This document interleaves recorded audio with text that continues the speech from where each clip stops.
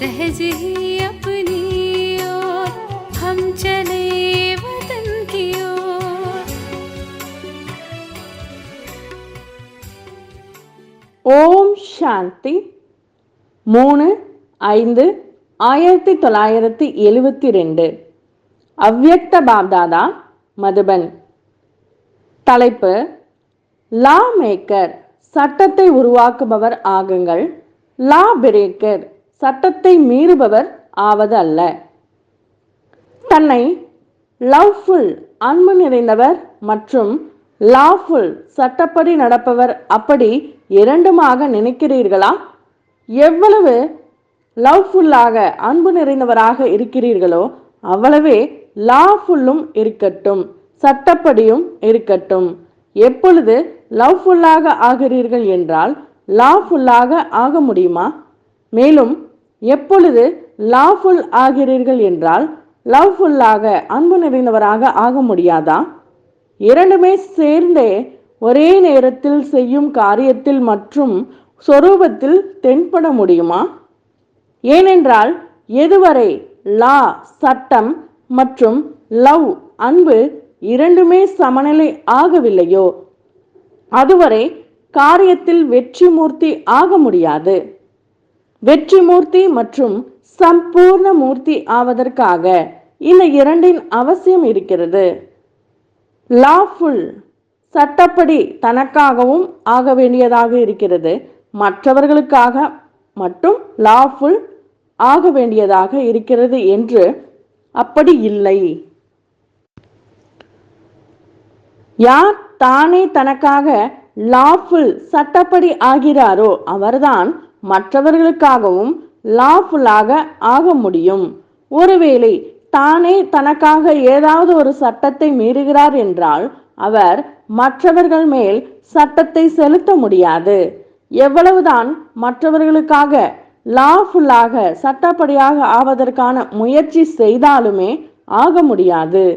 எனவே தனக்காகவும் மற்றும் மற்ற ஆத்மாக்களுக்காகவும் லாஃபுல்லாக, சட்டப்படியாக ஆகியிருக்கிறேனா என்று தன்னைத்தானே கேளுங்கள். காலையிலிருந்து இரவு வரை மனதில் எழும் எண்ணங்களில் மற்றும் காரியத்தில், தொடர்பில் மற்றும் ஒருவர் இன்னொருவருக்கு சகயோகம் கொடுப்பதில் மற்றும் சேவையில் எங்காவது சட்டத்தை மீறி செய்யவில்லையே. யார் பிரேக்கராக, மீறுபவராக இருப்பாரோ அவர் புது உலகத்தின் மேக்கர், உருவாக்குபவர் ஆக முடியாது. பீஸ் மேக்கர், அமைதியை ஸ்தாபனை செய்பவர் மற்றும் நியூ வேர்ல்ட் மேக்கர், புது உலகை படைப்பவர் ஆக முடியாது. எனவே நான் நியூ வேர்ல்ட் மேக்கர், புது உலகை படைப்பவர், பீஸ் மேக்கர், லா மேக்கராக இருக்கிறேனா அல்லது லா பிரேக்கராக, சட்டத்தை மீறுபவராக இருக்கிறேனா என்று தன்னைத்தானே பாருங்கள். யார் தானே லா மேக்கராக இருக்கிறாரோ அவரே ஒருவேளை சட்டத்தை மீறுகிறார் என்றால் அந்த மாதிரியானவரை லா மேக்கர் என்று சொல்ல முடியுமா? ஈஸ்வரிய சட்டங்கள் மற்றும் ஈஸ்வரிய நியமங்கள் என்ன என்று அவை அனைத்தையும் தெளிவாக தெரிந்து கொண்டீர்களா? அல்லது இனிமேல் தான் தெரிய வேண்டுமா? தெரிந்து கொள்வதின் அர்த்தம் என்னவாக இருக்கிறது? தெரிந்து கொள்வது என்றால் அதன்படி நடப்பது. தெரிந்து கொண்டதற்கு பிறகு ஏற்றுக்கொள்ள வேண்டியதாக இருக்கிறது. ஏற்றுக்கொண்ட பிறகு அதன்படி நடக்க வேண்டியதாக இருக்கிறது. அதனால் இங்கு யார் யார் அமர்ந்திருக்கிறார்களோ அவர்கள் அனைவரும் தெரிந்து கொண்டார்கள், அதாவது அதன்படி நடந்து கொண்டிருக்கிறார்கள் என்று அப்படி புரிந்து கொள்ளலாமா? அமிர்த வேளையிலிருந்து என்னென்ன தினசரி காரியங்களை செய்கிறீர்களோ அவை அனைத்தும் ஈஸ்வரிய சட்டத்தின்படி செய்து கொண்டிருக்கிறீர்களா? அல்லது அதில் ஏதாவது குறைபாடு இருக்கிறதா? தெரிந்து கொள்வதில் சதவிகிதம் குறைபாடு இருக்கிறதா? ஒருவேளை தெரிந்து கொள்வதில் சதவிகிதம் இல்லை மற்றும் தெரிந்து கொண்டு நடப்பதில் சதவிகிதம் இருக்கிறது என்றால் அதை தெரிந்து கொண்டது என்று எப்படி கூற முடியும்? சரியான ரூபத்தில் தெரிந்து கொள்ளவில்லை, அதனால் நடக்க முடியவில்லை, அல்லது தெரிந்து கொண்டீர்கள், மற்றபடி அதன்படி உங்களால் நடக்க முடியவில்லை என்று அப்படியா என்னவென்று கூறலாம்? எப்பொழுது இங்கு தெரிந்து கொள்வது, ஏற்றுக்கொள்வது, நடப்பது ஒன்றேதான் என்று கூறுகிறீர்களோ பின்பு வித்தியாசம் ஏன் வைக்கப்படுகிறது? உங்களுக்கு தெரியும், நாம் ஆத்மாக்கள், ஆனால் அதை ஏற்றுக்கொண்டு நடப்பதில்லை என்று அஞ்ஞானி ஆத்மாக்களுக்கு புரிய வைக்கிறீர்கள். உங்களுக்கு தெரியும், இது ஈஸ்வரிய நியமம், இது ஈஸ்வரிய நியமம் இல்லை என்று தெரிந்த பிறகு அப்படி நடந்து கொள்வதில்லை. இந்த நிலையை என்னவென்று கூறுவது? முயற்சி செய்யும் வாழ்க்கையில் தவறு செய்வது மன்னிக்கப்படும் என்று அப்படியா? எப்படி நாடகம் என்ற கிளை ஆதாரம் கொடுக்கிறது, அதேபோல் முயற்சி செய்பவர் என்ற வார்த்தை தான் தோல்வி அடைவதற்கு, வெற்றியை இழப்பதற்குமான மிக நல்ல ஒரு கிளையாகும். அலங்காரங்களில் இந்த கிளை காண்பிக்கப்படுகிறதா?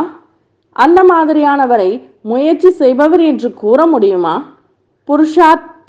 புருஷார்த்தம், முயற்சி என்ற வார்த்தையின் அர்த்தமாக என்ன செய்கிறீர்கள்?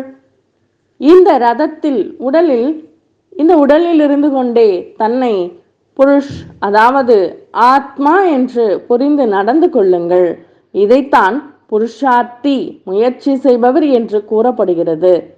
இந்த மாதிரி முயற்சி செய்பவர், அதாவது ஆன்மீக நிலையில் இருக்கக்கூடியவர், இந்த ரதத்தின் ஆத்மா, அதாவது எஜமானன் யார்? ஆத்மாதான் இல்லையா? அப்படி புருஷார்த்தி, முயற்சி செய்பவர் என்றால் தன்னை ரதத்தை ஓட்டுபவர் என்று புரிந்து கொள்பவர்.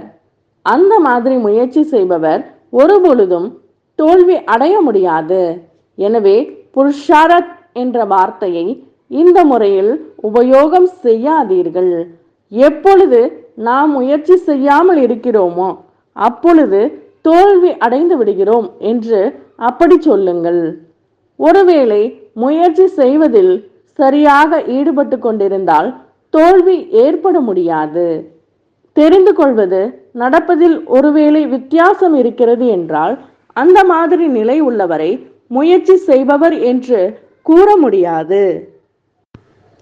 முயற்சி செய்பவர் அடைய வேண்டிய இலக்கை எப்பொழுதும் எதிரில் வைத்துக்கொண்டு நடந்து கொள்வார்கள். அவர் ஒருபொழுதும் நின்று விடுவதில்லை. இடையிடையே செல்லும் வழியில் காட்சிகளை பார்ப்பதில் ஈடுபட்டு விடுகிறார்கள், ஆனால் நின்று விடுவதில்லை. பார்க்கிறீர்கள் மற்றும் பார்த்து கொண்டே பார்க்காமல் இருக்கிறீர்களா? எந்த விஷயம் எதிரில் வந்தாலும் அதை பார்த்து ஒருவேளை நிற்கிறீர்கள் என்றால் அந்த மாதிரி நிலையில் நடந்து கொள்பவர்களை முயற்சி செய்பவர் என்று கூற முடியாது. முயற்சி செய்பவர் ஒருபொழுதும் தன்னுடைய தைரியம் மற்றும் உற்சாகத்தை விடுவதில்லை. தைரியம் மற்றும் உற்சாகம் எப்பொழுதும் உடன் இருக்கிறது என்றால் வெற்றி எப்பொழுதுமே இருக்கவே இருக்கிறது. எப்பொழுது தைரியமற்றவர்களாக ஆகிறீர்கள் மற்றும் உற்சாகத்திற்கு பதிலாக ஏதாவது ஒரு வகையில் சோம்பேறித்தனம் எப்பொழுது வருகிறதோ அப்பொழுதுதான் தோல்வி ஏற்படுகிறது. மேலும் சிறிய தவறு செய்வதனால் லாஃபுல் ஆவதற்கு பதிலாக, சட்டப்படி நடப்பவர் ஆவதற்கு பதிலாக, தானே லா மேக்கராக இருந்த போதிலும் சட்டத்தை உடைப்பவராக ஆகிவிடுகிறீர்கள். அந்த சின்ன தவறு எது? ஒரு எழுத்து பிழையால் ஏற்பட்ட தவறாகும். ஒரு எழுத்து பிழையால் லா மேக்கருக்கு பதிலாக லா பிரேக்கராக ஆகிவிடுகிறார்கள். அந்த ஒரு பிழையின் வித்தியாசத்திற்குரிய வார்த்தை சிவம் என்பதற்கு பதிலாக சவம் என்று பார்க்கிறீர்கள். சவத்தை பார்ப்பதினால் சிவத்தை மறந்து விடுகிறீர்கள். சிவம் வார்த்தை மாறி விஷம் ஆகிவிடுகிறது. விஷம் விகாரங்களின் விஷமாகும். ஒரு எழுத்து பிழை வித்தியாசத்தினால் தலைகீழாக ஆகிவிடுவதனால் விஷம் நிரம்பி விடுகிறது. அதன் விளைவு கூட அப்படியே வெளிப்படுகிறது. தவறுதல் ஆகிவிட்டால் விளைவு கூட அவசியம் தவறானதுதான் வெளியாகும். எனவே ஒருபொழுதும் சத்தை பார்க்காதீர்கள், அதாவது இந்த உடலை பார்க்காதீர்கள். இதை பார்ப்பதினால் மற்றும் உடல் உணர்வில் இருப்பதினால் சட்டம் மீறப்படுகிறது. ஒருவேளை இந்த சட்டத்தில், அதாவது சவத்தை பார்க்க கூடாது, சிவனை பார்க்க வேண்டும் என்பதில் ஒருபொழுதும் எப்பொழுதும் தன்னைத்தானே நிலைத்திருக்க செய்தீர்கள் என்றால் ஒருபொழுதும் எந்த விஷயத்திலும் தோல்வி ஏற்பட முடியாது. மாயா உங்கள் மேல் போரிடாது. எப்பொழுதும் மாயா போரிடுகிறது என்றால் தோல்வி ஏற்படுகிறது. ஒருவேளை மாயா போரிடவே இல்லை என்றால் தோல்வி எப்படி ஏற்படும்? எனவே தன்னைத்தானே தந்தை மேல் ஒவ்வொரு எண்ணத்திலும் பலியானவராக ஆக்குங்கள். எண்ணத்தில் கூட ஒருவேளை தந்தை மேல் பலியானவராக இல்லை என்றால் எண்ணம் காரியத்தில் வந்து தோல்வியை கொடுத்து விடுகிறது. எனவே ஒருவேளை தன்னை சட்டத்தை உருவாக்குபவர் என்று நினைக்கிறீர்கள் என்றால் ஒருபொழுதும் இந்த சட்டத்தை மீறாதீர்கள். இப்பொழுது என்ன எண்ணம் உருவானதோ அது தந்தை மேல் பலியாவதற்கு தகுதியானதாக இருக்கிறதா என்று சோதனை செய்யுங்கள். ஒருவேளை வீணான எண்ணம், தீய எண்ணம் இருக்கிறது என்றால் தந்தை மேல் பலியாக முடியாது, தந்தையும் ஏற்றுக்கொள்ள முடியாது. உயர்ந்ததிலும் உயர்ந்த தந்தை முன்பு என்ன காணிக்கை கொடுக்க வேண்டும் என்பதையோ புரிந்திருக்கிறீர்கள் இல்லையா? ஒவ்வொரு எண்ணத்திலும் உயர்ந்ததை நிரப்பிக்கொண்டே செல்லுங்கள். ஒவ்வொரு எண்ணத்தையும் தந்தை மற்றும் தந்தையின் காரியத்தில் காணிக்கையாக அளித்து கொண்டே செல்லுங்கள். பின்பு ஒருபொழுதும் தோல்வி அடைய முடியாது. ஏதாவது வீணானது மற்றும் அசுத்த எண்ணம் இப்பொழுது இருந்தாலும் அதற்கான வெளிப்படையான ரூபத்தில் எந்த தண்டனையும் கிடைப்பதில்லை. ஆனால் கொஞ்ச நாட்களுக்கு பிறகு செய்த காரியத்தின் விஷயத்தை விட்டுவிடுங்கள். ஆனால் அசுத்த மற்றும் வீணான எண்ணம் என்ன இருந்ததோ அதன் மூலம் செய்த கர்மத்தின் விளைவாக வெளிப்படையான தண்டனையின் அனுபவத்தையும் செய்வீர்கள். ஏனென்றால் எப்பொழுது வீணான எண்ணத்தை உருவாக்குகிறீர்கள் என்றால் எண்ணமும் பொக்கிஷமாகுமா. பொக்கிஷத்தை யார் வீணாக இழக்கிறாரோ அவருடைய நிலைமை என்னவாகிறது? வீணாக செல்வத்தை இழப்பவருடைய முடிவு என்னவாகிறது? திவாலா ஆகிவிடுகிறார். அதேபோல் இந்த உயர்ந்த எண்ணங்களின் பொக்கிஷத்தை வீணாக இழந்து தந்தை மூலமாக என்ன ஆஸ்தி பிராப்தி ஆக வேண்டுமோ அந்த பிராப்தியின் அனுபவம் இருப்பதில்லை. எப்படி யாராவது திவாலா கொடுக்கிறார் என்றால் அவருடைய நிலைமை என்னவாகி விடுகிறது? அந்த மாதிரி நிலையின் அனுபவம் ஏற்படும். எனவே இப்பொழுது நடந்து கொண்டிருக்கும் நேரத்தில் மிக எச்சரிக்கையோடு செல்ல வேண்டும். ஏனென்றால் இப்பொழுது யாத்ரிகர் வந்து உயர்ந்த இலக்கில் வந்து அடைந்து விட்டார். அப்படியானால் உயர்ந்த இலக்கில் ஒவ்வொரு அடியிலும் மிகுந்த கவனம் வைப்பதற்கான அவசியம் இருக்கிறது. ஒவ்வொரு அடியிலும் சோதனை செய்வதற்கான அவசியம் இருக்கிறது. ஒருவேளை ஒரு அடியில் கூட கவனம் குறைவாக இருந்தது என்றால் முடிவாக என்னவாகும்? உயர்ந்த இடத்திற்கு பதிலாக கால்கள் வழுக்கி கீழே வந்து விடுவார்கள். அப்படியானால் தற்சமயம் இவ்வளவு கவனம் இருக்கிறதா அல்லது கவனக்குறைவு இருக்கிறதா? முந்தைய காலம் வேறாக இருந்தது. அந்த காலம் கடந்து சென்று விட்டது. இப்பொழுது இரக்க மனமுடையவராக இல்லை. ஒருவேளை இதுவரையிலும் இரக்க மனமுடையவராக ஆகிக்கொண்டே இருந்தோம் என்றால் ஆத்மாக்கள் தன்மேல் இரக்க மனமுடையவராக ஆக முடியாது. எப்பொழுது தந்தை இவ்வளவு உயர்ந்த நிலையின் எச்சரிக்கை கொடுத்தால்தானே குழந்தைகளும். எனவே இந்த காரணத்தினால் இப்பொழுது தந்தையோ இரக்க மனமுடையவர். எனவே என்னென்ன நடந்ததோ அதன் மேல் தந்தை இரக்கம் காட்டி விடுவார் என்று அப்படி நினைக்காதீர்கள். இல்லை, இப்பொழுதோ ஒரு தவறுக்கு 1000 மடங்கு தண்டனையின் கணக்கை முடிக்க வேண்டும். எனவே இப்பொழுது கொஞ்சம் கூட தவறு செய்வதற்கான நேரம் இல்லை. இப்பொழுது முற்றிலும் தன்னுடைய ஒவ்வொரு அடிமேல் சரிக்கை வைத்துக்கொண்டே ஒவ்வொரு அடியிலும் பல கோடி மடங்கு வருமானம் செய்து கோடீஸ்வரனாக ஆகுங்கள். பல கோடி மடங்கு பாக்கியசாலி என்ற பெயர் இருக்கிறது இல்லையா? எனவே எப்படி பெயரோ அப்படியே காரியமும் இருக்க வேண்டும். ஒவ்வொரு அடியிலும் பல மடங்கு வருமானம் செய்து பல மடங்கு செல்வந்தராக ஆகியிருக்கிறேனா என்று பாருங்கள். ஒருவேளை பல மடங்கு செல்வந்தன் ஆகவில்லை என்றால் பல கோடி மடங்கு பாக்கியசாலி என்று எப்படி கூற முடியும்? ஒரு அடி கூட பல மடங்கு வருமானம் இன்றி செல்ல வேண்டாம். அந்த மாதிரி சோதனை செய்கிறீர்களா? அல்லது அநேக அடிகள் வீணாக சென்ற பிறகு உணர்வு வருகிறதா? எனவே இருந்தாலும் முன்பாகவே எச்சரிக்கை செய்கிறார். கடைசியின் சொரூபம் சக்தி நிலைக்கானது. சக்தி ரூபம் இரக்க மனமுடையதற்கானதாக இருப்பதில்லை. சக்தியை எப்பொழுதும் சம்ஹாரம் செய்யும் ரூபத்தில் காண்பிக்கிறார்கள். அப்படி சம்ஹாரத்தின் சமயம் இப்பொழுது அருகில் வந்து கொண்டிருக்கிறது. சம்ஹாரத்தின் நேரத்தில் இரக்க மனமுடையவராக ஆவதாக இருப்பதில்லை. சம்ஹாரத்தின் நேரத்தில் சம்ஹாரம் செய்பவரின் ரூபம் தாரணை செய்யப்படுகிறது. எனவே இப்பொழுது இரக்க மனமுடைய பாகம் முடிவடைந்தது. தந்தையின் சம்பந்தத்தில் குழந்தைகளை கவனக்குறைவு, செல்லமாக நடந்து கொள்வது அனைத்தையும் பார்த்து கொண்டே முன்னேற செய்தோம். ஆனால் இப்பொழுது எந்த முறையிலாவது தூய்மையாக்கி சத்குருவின் ரூபத்தில் உடன் அழைத்து செல்வதற்கான பாகமாகும். அப்படி தந்தை குழந்தைகளின் செல்லமாக நடந்து கொள்வது மற்றும் கவனக்குறைவை பார்த்து இருந்தும் அன்பாக புரிய வைத்து நடத்தி சென்று கொண்டிருக்கிறார். அந்த ரூபம் சத்குருவினுடையதாக இருப்பதில்லை. சத்குருவின் ரூபம் எப்படி சத்குரு இருக்கிறார் அப்படி சத்திய எண்ணம், சத்திய வார்த்தை, சத்திய காரியம் உருவாக்கக்கூடியவர். பிறகு இதை ஞானம் மூலமாகவோ முயற்சி மூலமாகவோ உருவாக்கட்டும் அல்லது தண்டனை மூலமாகவோ உருவாக்கட்டும்.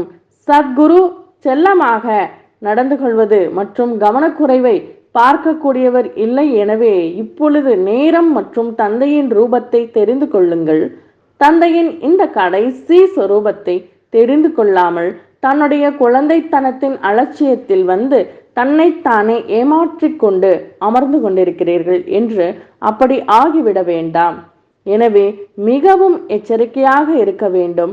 சக்திகளுக்கு இப்பொழுது தன்னுடைய சம்ஹாரி ரூபத்தை தாரணை செய்ய வேண்டும். எந்த ஒரு அசுர சம்ஸ்காரம் உடையவரும் சக்திகளை எதிர்க்க முடியாது என்று பக்தியில் காண்பித்திருக்கிறார்கள். அகர சம்ஸ்காரம் உடையவர்கள் சக்திகளின் எதிரில் கண்களை உயர்த்தி பார்க்க கூட முடியாது. எனவே அந்த மாதிரி சம்ஹாரி ரூபம் உடையவர் ஆகி தன்னுள்ளும் அசுர சம்ஸ்காரங்களை சம்ஹாரம் செய்யுங்கள் மற்றும் மற்றவர்களுடைய அசுர சம்ஸ்காரத்தையும் சம்ஹாரம் செய்யக்கூடிய சம்ஹாரி மூர்த்தி ஆகுங்கள். அந்த மாதிரி தைரியம் இருக்கிறதா? தாய் ரூபத்தில் இரக்கம் வந்து விடுகிறது. சக்தி ரூபத்தில் இரக்கம் வருவதில்லை. தாயாகி அதிகமாக பாலனை செய்திருக்கிறீர்கள். மேலும் தாய் எதிரே குழந்தைகள் கொஞ்சுதல் செய்யவும் செய்கிறார்கள். சக்திகளின் எதிரே அலட்சியத்தை காண்பிப்பதற்கு யாருக்கும் தைரியம் இருப்பதில்லை. தனக்காகவும் இப்பொழுது சம்ஹாரி ஆகுங்கள். அசுர சம்ஸ்காரம் எண்ணத்தில் கூட இருக்க முடியாதா அளவுக்கு அந்த மாதிரி நிலையை உருவாக்குங்கள். இதைத்தான் ஒரே பார்வையில் असुरने अलिपबल என்று கூறப்படுகிறது. तो बच्चों को तो सर्विस करनी है. जो बाबा कहते हैं सबको ये बताओ कि देखो तुम्हारा एम एंड ऑब्जेक्ट ये है. एक गीता है बगैर ये राजयोग है ना. बच्चे कैसे है राजयोग? बिल्कुल सहज है कि बाप को याद करो तो ये वर्षा मिलेगा तुमको. ओम शांति.